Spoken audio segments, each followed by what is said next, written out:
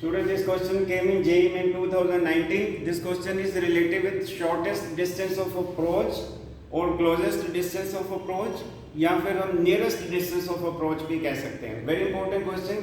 Question is ship A is sailing towards northeast with velocity इतने kilometre per hour. Ship B is at a distance of 80 kilometer east and 150 kilometer north of ship A and ship B is sailing towards west at 10 kilometer per hour.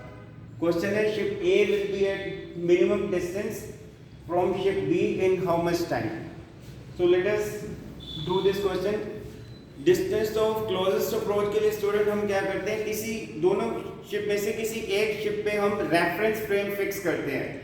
तो मैंने समझाने के लिए reference frame कौन सा, सबसे पहले reference frame select करते हैं. तो मैंने रेफरेंस फ्रेम सेलेक्ट किया शिप ए.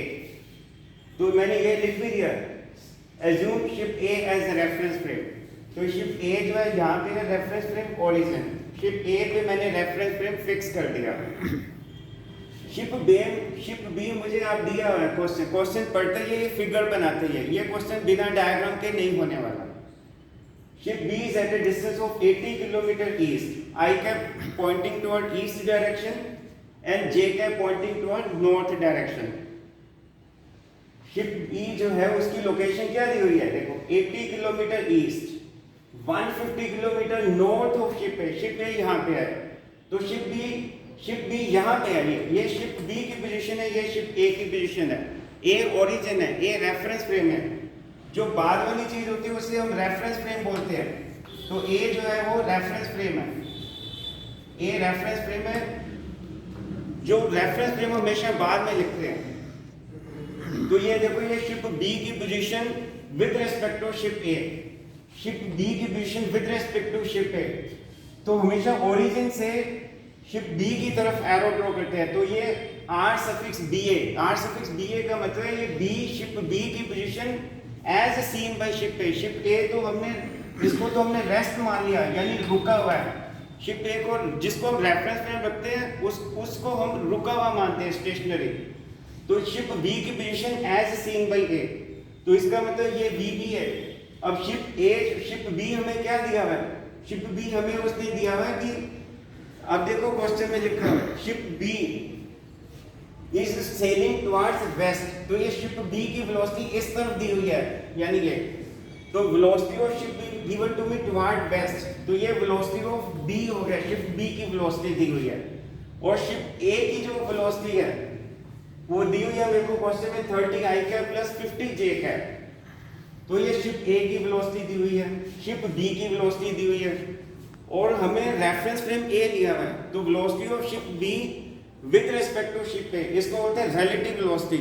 यानी जिसकी रिलेटिव वेलोसिटी निकालनी होती है उसकी में से दूसरे को घटाते हैं. तो this is velocity of ship B as seen by A. यानी रिलेटिव वेलोसिटी का मतलब एक फीलिंग है. So velocity of B minus velocity of A. B velocity ship B की वेलोसिटी तो मेरे को दी हुई है -10 आई कैप. शिप ए की वेलोसिटी ये दी हुई है. तो ये आ गया -40 आई कैप -50 जे कैप. और वैसे भी माइनस आई कैप किस तरफ होता है, इस तरफ, और माइनस जे कैप किस तरफ होता है, इस तरफ. तो ये डायरेक्शन आएगी रिलेटिव वेलोसिटी. तो this will be relative velocity of B as seen by A. यानी रिलेटिव वेलोसिटी बी ये होगी. क्यों? क्योंकि दोनों ही नेगेटिव है. तो this is velocity of B as seen by A. यानी ए को शिप बी इस डायरेक्शन में जाता हुआ दिखेगा. तो ये R vector, are suffix B A vector, ये रिलेटिव वेलोसिटी. और दोनों की टेल मिली हुई है यहाँ पे. ये टेल हेड, ये टेल हेड. तो ये एंगल फाई है. इसको मैं हटा दूं तो ये तो मैंने समझाने के लिए किया था. ये एंगल फाई है तो ये एंगल थीटा और ये 180 हो जाएगा. तो फाई प्लस थीटा इज 180. आप जानते हैं दो वेक्टर के बीच में एंगल कैसे निकालते हैं. This is one vector, this is second vector. How to find angle between two vector? cos phi. So cos phi का फॉर्मूला क्या है, vector r suffix ba dotted vector vba over vector r suffix ba का mod vector v suffix ba का mod. ये dot product हो गया. Vector r suffix ba तो हमें दिया हुआ है 80 i cap plus 150 j cap. ये देखो. और a तो ओरिजिन पे है तो b की पोजीशन a के विद रिस्पेक्ट टू में है. रिलेटिव वेलोसिटी है, तो ये एक वेक्टर हो गया, दूसरा वेक्टर हो गया, दोनों का dot product i cap dot i cap कितना होता है 1, तो 80 into minus 40, j cap dot j cap 1, तो 150 into minus 50 divided by vector are suffix B A का मोड।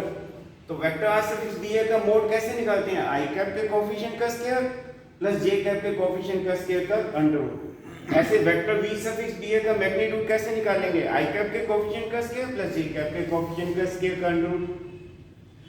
तो ये सोल्व करके माइनस, और इसको हम नेचुरल लॉगरिथम में देखेंगे, कोस का एक टेबल होता है नेचुरल कोसाइन, तो ये माइनस कोस 10 डिग्री 36 मिनट, कोस नेगेटिव सेकंड क्वार्टर में, तो इस minus cos theta is cos 180 minus 10 degree 36 minute, यानी कोस 169 डिग्री 24 मिनट। तो फाई की वैल्यू हमने फाइंड आउट कर ली 169 डिग्री 24। ये डैश का मतलब ये माइनस नहीं है, डैश है। जब भी डिग्री मिनट लिखते हैं तो बीच में छोटा हाइफन डालते हैं, तो ये फाई की वैल्यू आ गई। और उसके बाद क्वेश्चन ये कि कितने टाइम बाद ये डिस्टेंस मिनिमम होगी। स्टूडेंट ये मिनिमम डिस्टेंस है, इसको बोलते हैं डी मिनिमम, यही क्लोजेस्ट डिस्टेंस है, smallest, this is closest approach, this is closest distance approach. LOB क्या, this is line of velocity. Ship A तो रुका हुआ है ना, क्योंकि इस पे मैंने रेफरेंस फ्रेम रखा है, तो शिप बी ए को शिप बी इस डायरेक्शन में जाता हुआ देखेगा, तो कितने टाइम में वो डिस्टेंस मिनिमम होगी। तो टाइम निकालना है, उसने मेरे से पूछा कितने टाइम में, दिस इज टी। टाइम का फॉर्मूला क्या होता है, रिलेटिव। देखो स्टूडेंट टाइम क्या हो जाएगा, S relative divided by V relative. S relative क्या, ये डिस्टेंस बीसी है, ये एस रिलेटिव है, ये एस रिलेटिव है। मिनिमम डिस्टेंस कैसे निकालते हैं, शिप ए रेफरेंस फ्रेम है, यहां से परपेंडिकुलर ड्रॉ करेंगे, जिसको रेफरेंस फ्रेम लिया उससे हम परपेंडिकुलर ड्रॉ करेंगे। तो ये जो है ये मिनिमम डिस्टेंस है, और ये कितने टाइम में ये मिनिमम डिस्टेंस कवर होगी, ये S relative divided by this V relative.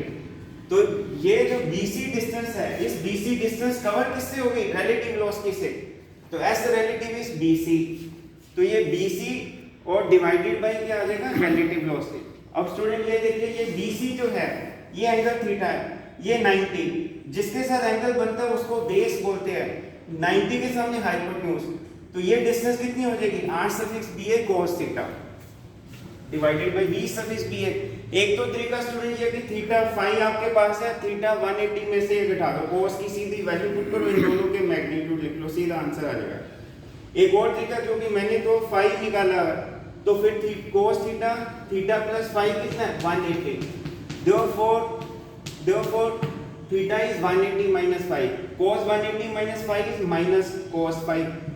तो ये ऊपर भी VBA से मल्टीप्लाई, नीचे भी VBA से मल्टीप्लाई, तो ये क्या हो जाएगा, आप जानते हैं AB cos थीटा क्या होता है, डॉट प्रोडक्ट। जब भी दो वेक्टर का डॉट प्रोडक्ट होता है तो दोनों वेक्टर की टेल से टेल जुड़ी होनी चाहिए, ये हेड ये टेल और ये हेड ये टेल, तो ये कोइनिशियल पॉइंट B है, तो cos, तो ये क्या है, डॉट प्रोडक्ट हो गया इन दोनों का, नीचे V सफिक्स BA का square, R suffix BA vector, R suffix BA vector और V suffix dot product is commutative. VBA vector किसके बराबर है, ये R सफिक्स BA वेक्टर किसके बराबर है, 80 i का प्लस 150 j का।